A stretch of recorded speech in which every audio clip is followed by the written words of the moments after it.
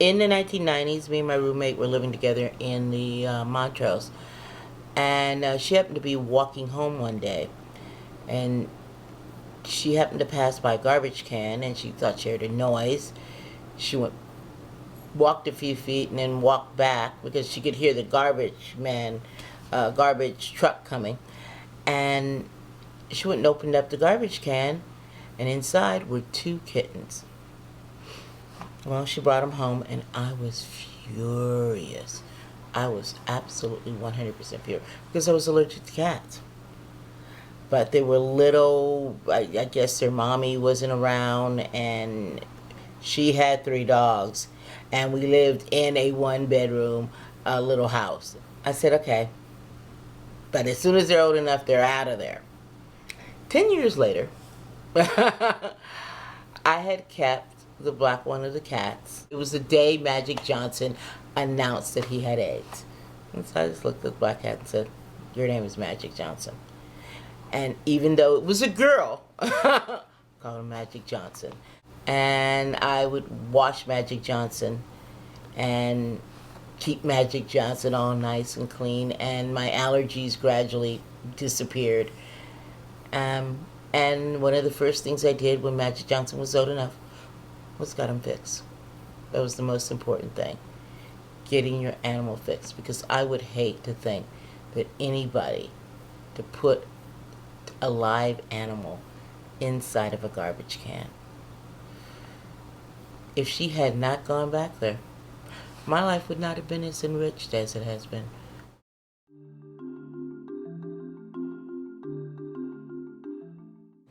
Hi, my name is Guru Khalsa, and this is Lily. Lily's about a year old, and I got her spayed when she was 5 months.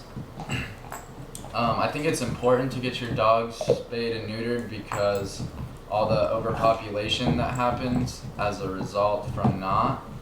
And with that said, all the overpopulation that's going on leads to hundreds and thousands and millions of deaths all over America. I think that I wanted to get her spayed in particular because I didn't want to deal with her getting pregnant, which it's really easy for them to get pregnant if they're not. And then dealing with all her puppies, yeah, that would be really cute and fun, but finding them the right owners and making sure that they get into good hands would be important to me, and it's not as easy as it sounds. So, yeah, that's the main reason.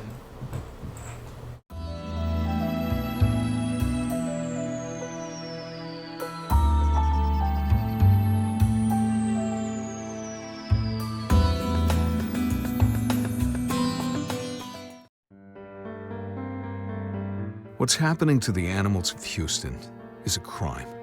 Every year, thousands of unwanted creatures are born in our city, then left to fend for themselves. It's time to come to the aid of the innocent, and you are our best defense. Have your pet spayed or neutered, become a friend of Bark, and save a life. This message brought to you by the Advertising Federation Houston. Hi, my name is Rhea. I'm with Friends of Bark, a nonprofit organization that works with the City of Houston Animal Shelter to help the animals that are in their care find loving homes. All of the donations made to Friends of Bark go directly to help the animals at the shelter have a better life. We provide them with dog runs, medical supplies. We assist animals that come into the shelter that are injured and need special attention. As an animal lover, one of the worst days of my life was standing in the back room at the shelter and watching a line of dogs, one after another, be taken back into the room to be euthanized. And on that day, it came to me that we really need to do something about spay and neuter in the Houston area. Not only get them adopted out, but there's so many coming in, there's just not enough homes. So spay and neuter is really the only option to lower the number of animals coming into the shelter so that the number of euthanizations are lowered. We can build more shelters and fill them, and build more and fill them, but until the citizens take responsibility for their pets by spaying or neutering, there will never be enough home for all of the animals that are born. The simple act of spreading the word about the importance of spay and neuter will help decrease the number of animals euthanized in the city of Houston each year, and that is everyone's goal.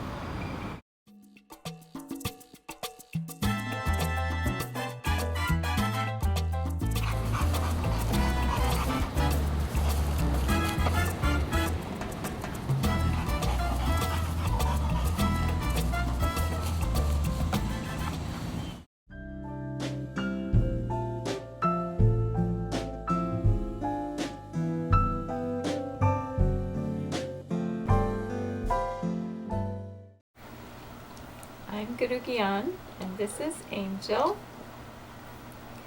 Angel wasn't named by me, she was named by the angel behind the camera who rescued Angel. So Angel, we're very lucky because Angel was brought to a shelter with 4 newborn puppies, and if she hadn't been rescued the very next day, they would all have been put to sleep. They would have all been killed because the shelter can't keep a mama with newborn puppies. They just don't have the means to take care of them. So Angel came and lived with her foster mom and all of her puppies. I was lucky enough to get to come and visit them. And I hadn't had a dog for 4 years. I was waiting for the right dog to come along. And when her puppies were old enough, I knew that this was the dog for me. And Angel is really an angel. She walks with me. We walk every morning. She follows right behind me. She doesn't go anywhere without me. And we're just lucky that she was saved. So thank you for all the rescuers out there and all the foster parents.